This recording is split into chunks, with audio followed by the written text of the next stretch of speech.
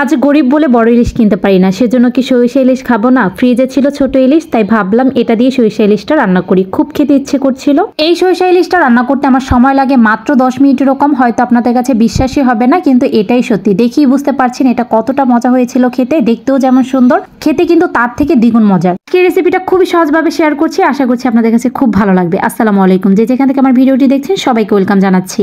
এখানে একটি বাটির মধ্যে 2 টেবিল চামচ আমি কালো সরিষা নিয়েছি। তারপর পানি দিয়ে খুব ভালোভাবে ধুয়ে 10 মিনিটের মতো ভিজিয়ে রাখবো। আর 10 মিনিট পর এটা অনেকটাই তেতোভাব দূর হয়ে যাবে। এভাবে চেষ্টা করবেন ভিজিয়ে রাখার জন্য।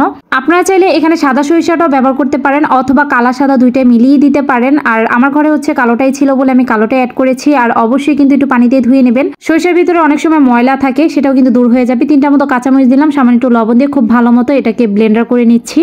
এখন একটি ফ্রাই প্যানের মধ্যে পর্যাপ্ত পরিমাণে এখানে সরিষার তেল ব্যবহার করেছি। আর দিয়ে দিয়েছি 1 চা চামচ একটু কম হবে হলুদের গুঁড়া দিয়েছি, আর 1 চা চামচ দিয়েছি মরিচের গুঁড়া, স্বাদ অনুযায়ী দিয়ে দিচ্ছি লবণ। সরিষা ইলিশ রান্নার ক্ষেত্রে সরিষার তেল আর সরিষাটাই কিন্তু সবচেয়ে বেস্ট মশলা। এর থেকে কিন্তু বেশি মশলা অ্যাড করতে যাবেন না, তাহলে কিন্তু সরিষা ইলিশের টেস্ট খুঁজে পাবেন না। এখন তেলের সাথে মশলাটা 1 মিনিটের মতো একটু ভেজে নিয়েছি। আর মশলাটা খুব ভালোভাবে কষিয়ে নেওয়ার জন্য সামান্য একটু পানি যোগ করে দিয়েছি। আর এখন মশলাটাকে খুব ভালোভাবে কষিয়ে নিচ্ছি। 1 থেকে 2 মিনিটের মতো মশলাটা কষিয়ে নিয়েছি। আর এখন হচ্ছে মাছগুলো দিয়ে দিয়েছি। এখানে আমি হচ্ছে মাছটাকে খুব ভালোভাবে কেটে ধুয়ে নিয়েছি। আর এখন হচ্ছে এক এক করে সবগুলো দিয়ে দিয়েছি। আর এই পর্যায়ে কিন্তু ঢেকে দেবো, আর নাড়াচাড়া করা যাবে না। ঢেকে কিছুক্ষণ অপেক্ষা করব, তারপর কিন্তু আবার এটাকে উল্টিয়ে দেবো। আর এই মাছটা কিন্তু খুবই নরম, তাই একটু আলতোভাবে হচ্ছে এটাকে উল্টিয়ে দিতে হবে, যাতে করে ভেঙে না যায়। ভেঙে গেলে কিন্তু মাছটা দেখতেও ভালো লাগে না।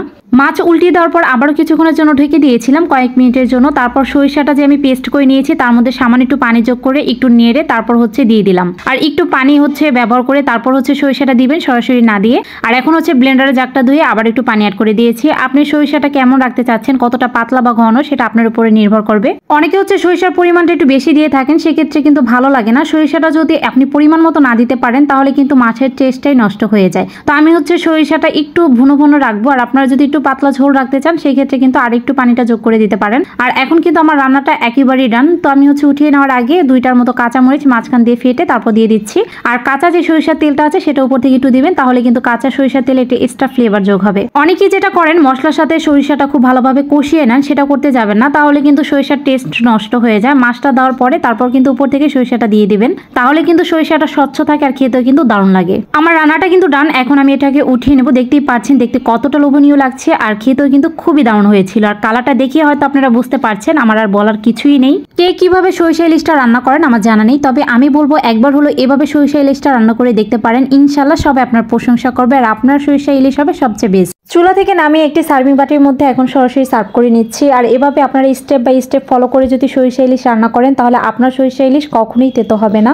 আশা করছি আজকের এই সহজ রেসিপিটি আপনাদের কাছে খুব ভালো লেগেছে। ভালো লাগলে লাইক কমেন্ট শেয়ার করতে ভুলবেন না। আর ফ্রেন্ডস অ্যান্ড ফ্যামিলির সাথেও শেয়ার করে রাখতে পারেন। আর কে কোথা থেকে আমার ভিডিওটি দেখছেন অবশ্যই কমেন্ট করে জানিয়ে দেবেন। আজ তাহলে এখানেই বিদায় নিচ্ছি। পরবর্তী কোনো নতুন রেসিপি নিয়ে খুব তাড়াতাড়ি হাজির হয়ে যাব। সে পর্যন্ত সবাই ভালো থাকবেন, সুস্থ থাকবেন, আর আমাদের জন্য দোয়া করবেন। আল্লাহ হাফেজ।